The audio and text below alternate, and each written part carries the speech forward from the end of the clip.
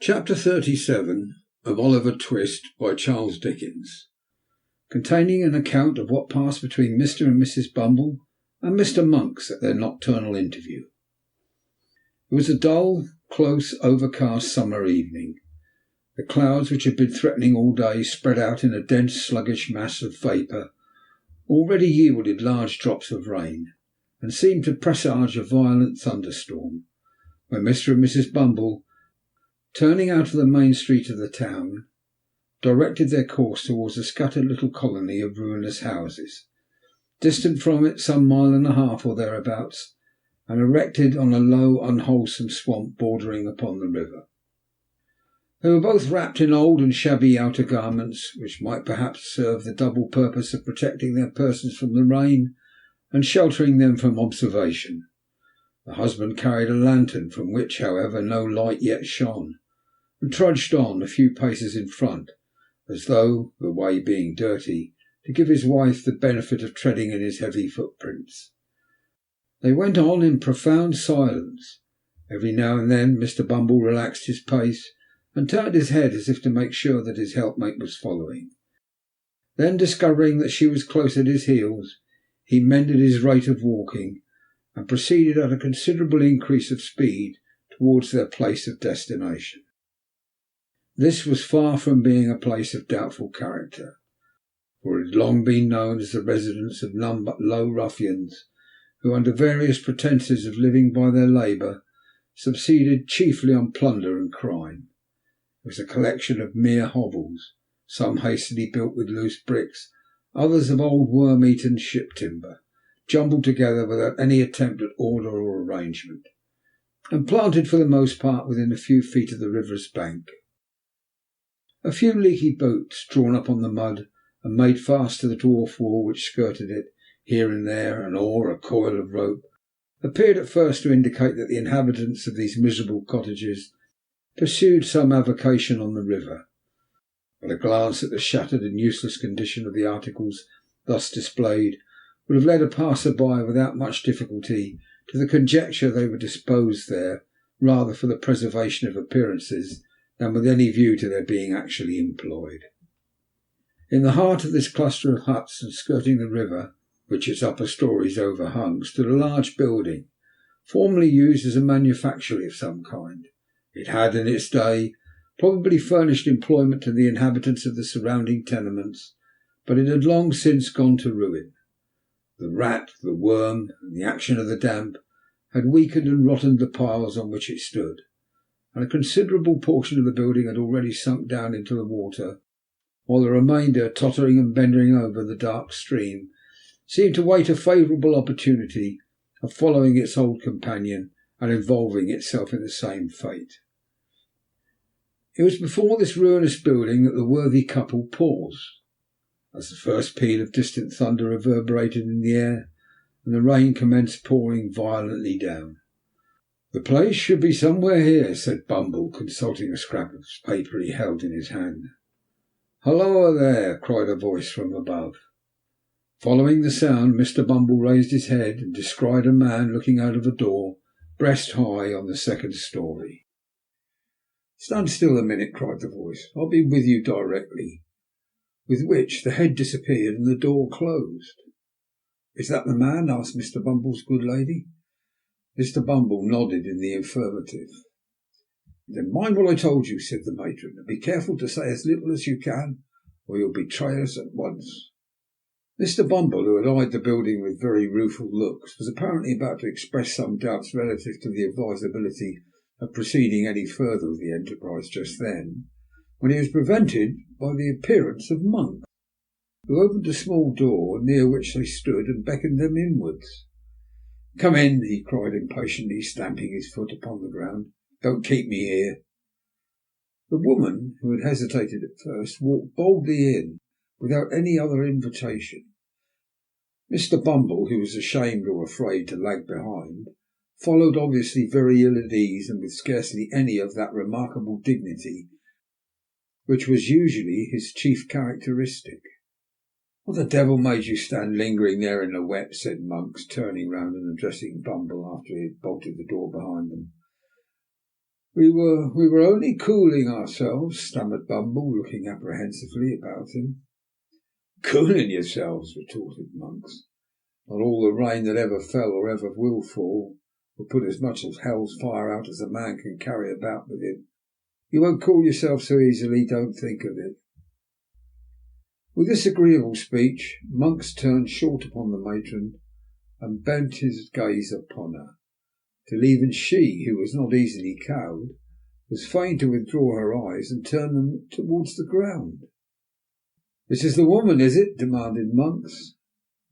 "That is the woman," replied Mr. Bumble, mindful of his wife's caution.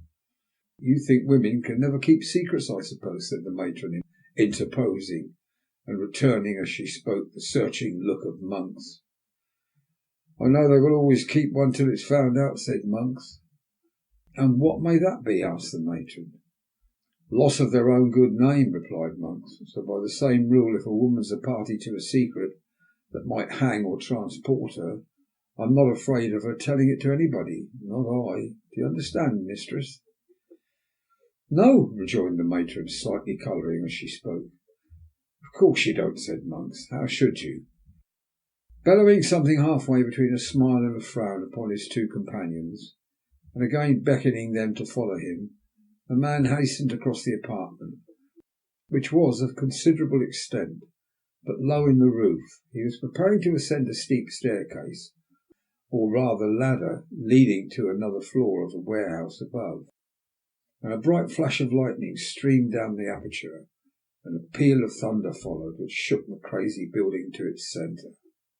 "Hear it!" he cried, shrinking back. "Hear it rolling and crashing on as if it echoed through the thousand caverns where the devils were hiding from it. I hate the sound." He remained silent for a few moments, and then, removing his hands suddenly from his face, showed to the unspeakable discomposure of Mr. Bumble that it was much distorted and discoloured. "These fits come over me now and then," said Monks, observing his alarm, "and thunder sometimes brings them on. Don't mind me now, it's all over for this once."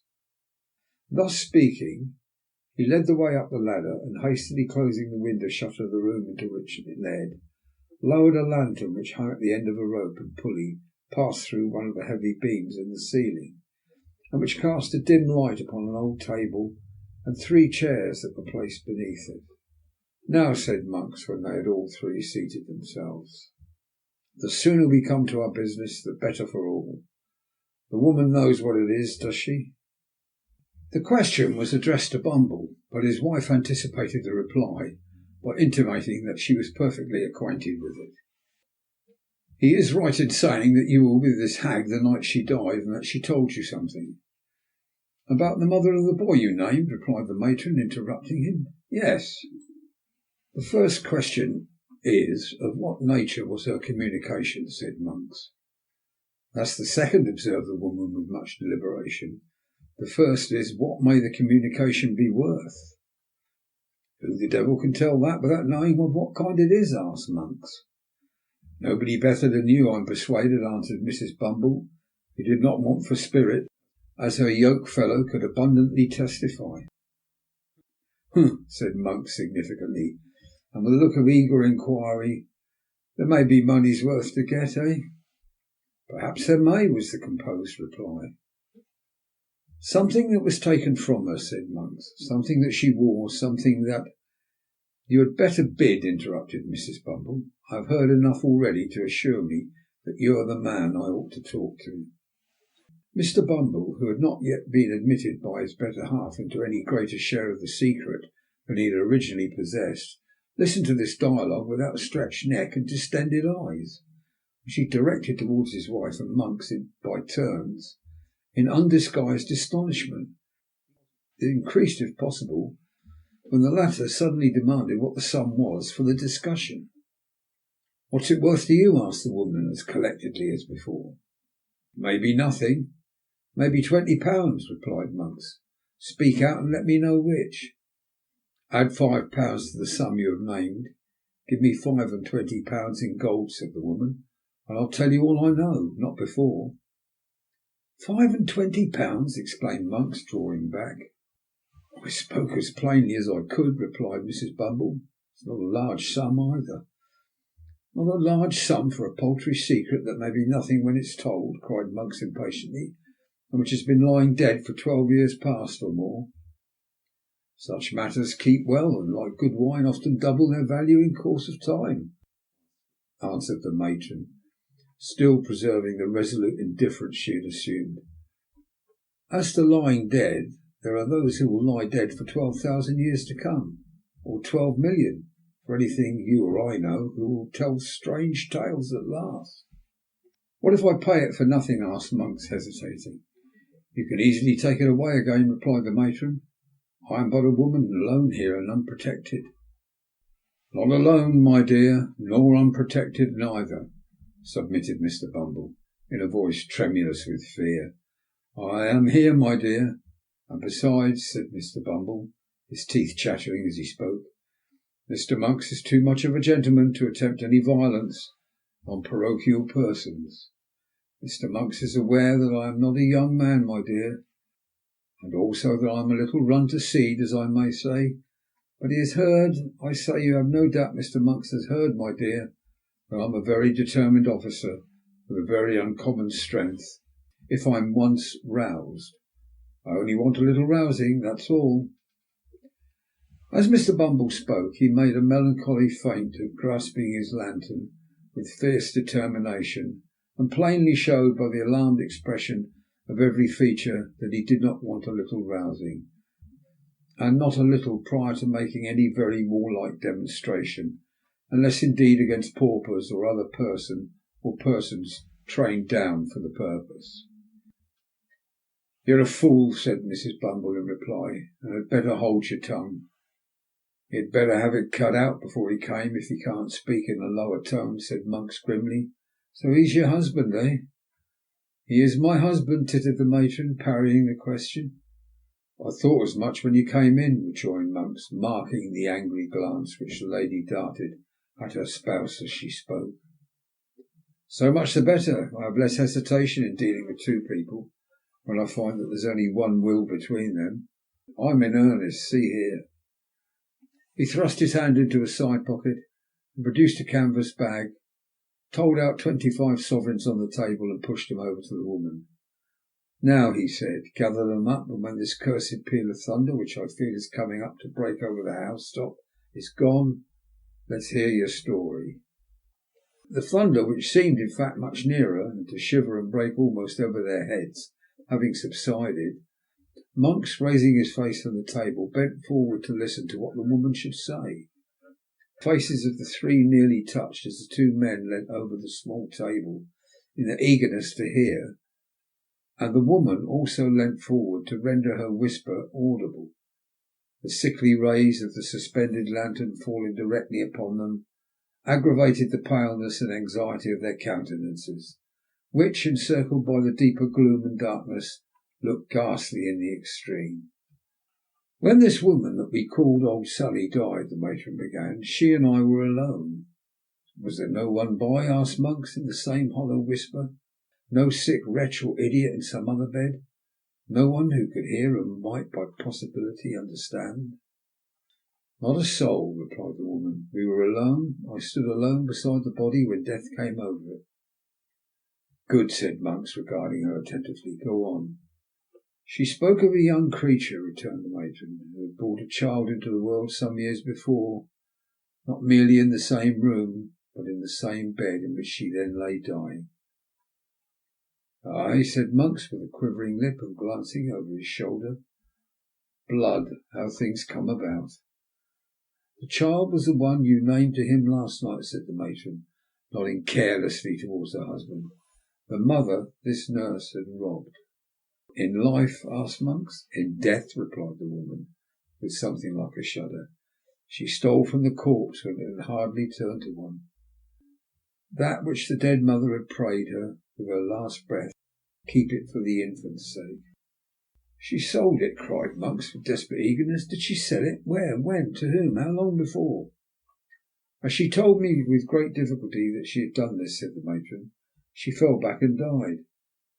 Without saying more, cried Monks in a voice which from its very suppression seemed only the more furious, it's a lie. I'll not be played with. She said more. I'll tear the life out of you both, but I'll know what it was. She didn't utter another word, said the woman, to all appearance unmoved, as Mr. Bumble was very far from being, by the strange man's violence. But she clutched my gown violently with one hand which was partly closed, and when I saw that she was dead, and so I removed the hand by force, I found it clasped a scrap of dirty paper. Which contained, interposed Monks, stretching forward. Nothing, replied the woman. It was a pawnbroker's duplicate. For what? Asked Monks.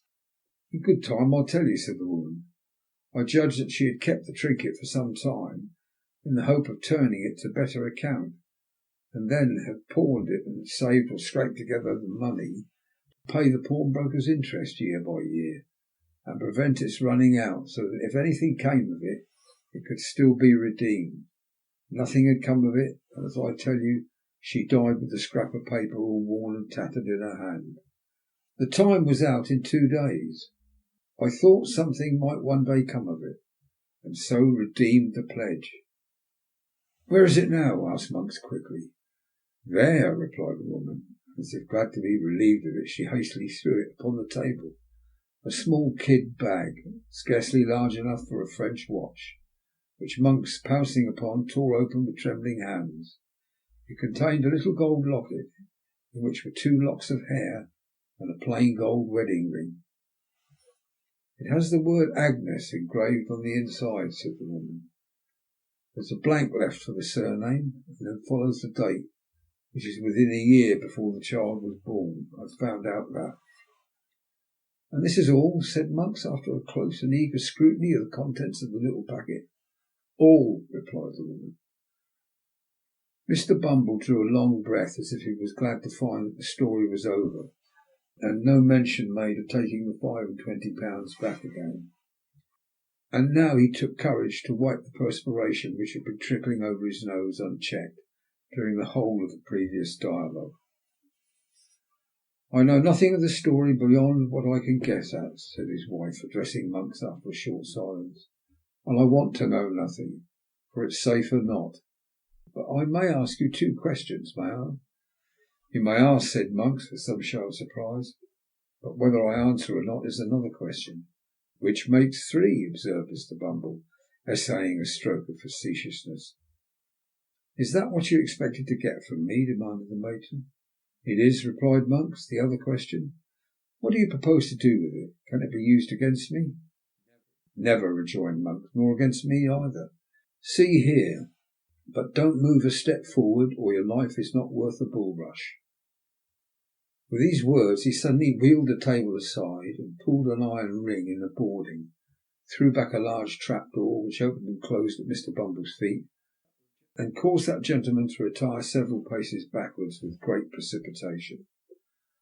Look down, said Monks, lowering the lantern into the gulf. Don't fear me. I could have let you down quietly enough when you were seated over it, if that had been my game.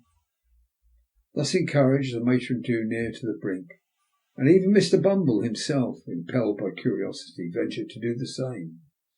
The turgid water, swollen by the heavy rain, was rushing rapidly on below, and all other sounds were lost in the noise of its splashing and eddying against the green and slimy piles. There had once been a water-mill beneath, the tide foaming and chafing round the few rotten stakes, and fragments of machinery that yet remained seemed to dart onward with a new impulse when freed from the obstacles which had unavailingly attempted to stem its headlong course. If you flung a man's body down there, where would it be tomorrow morning? Said Monks, swinging a lantern to and fro in the dark well. 12 miles down the river, and cut to pieces beside, replied Bumble, recoiling at the thought. Monks drew the little packet from his breast, where he had hurriedly thrust it, and tying it to a leaden weight which formed part of some pulley and was lying on the floor, dropped it into the stream. It fell straight and true as a die, clove the water with scarcely an audible splash, and was gone. The 3, looking into each other's faces, seemed to breathe more freely.